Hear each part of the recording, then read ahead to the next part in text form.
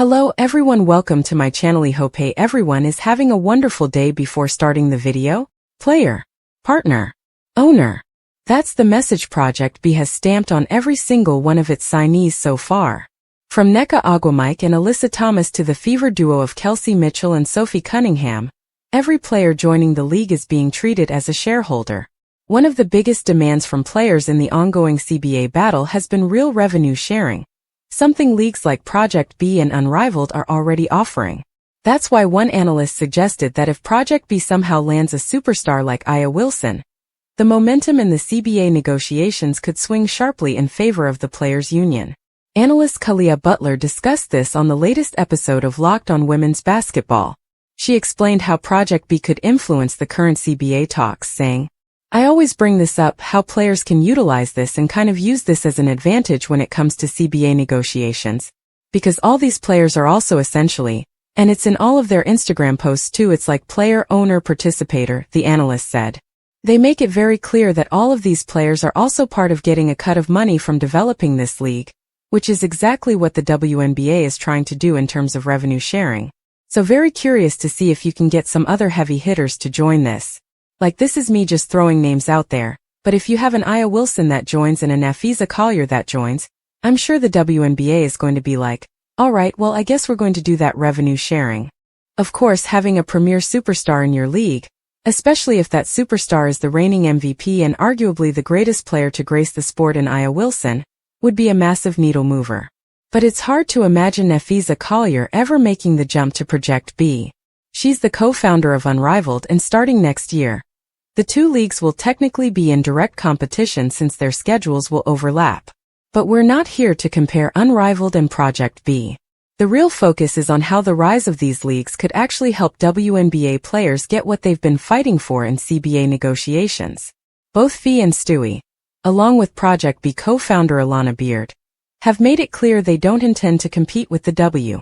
So, for the players, the priority right now is still the WNBA.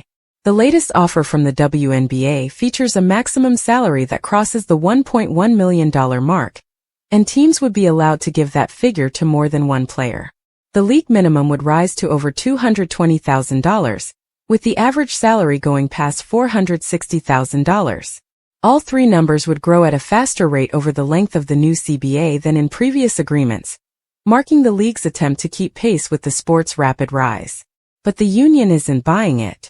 They don't believe the current proposal actually guarantees that the advertised $1.1 million max salary will ever become a realistic, year-to-year number for players. Instead, the WNBPA argues that the deal fails to match salary growth with the league's own growth, which has been skyrocketing in viewership. Of course, the next step in this would be for Project B to sign a superstar like Wilson so that they could put on more pressure, but that doesn't look likely. Why Aya Wilson might never join Unrivaled or Project B. Last year, when Unrivaled dropped its inaugural roster, Aya Wilson was one of the few superstars noticeably missing from the list.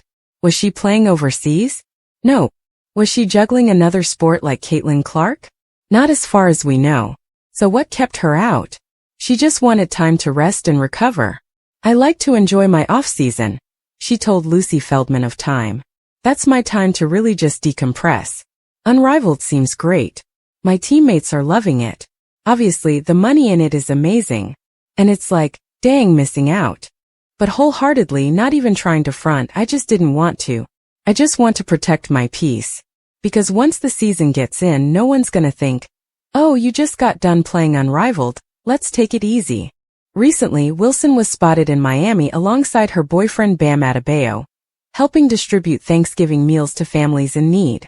For Aya, the off-season isn't about packing her schedule with more games or commitments.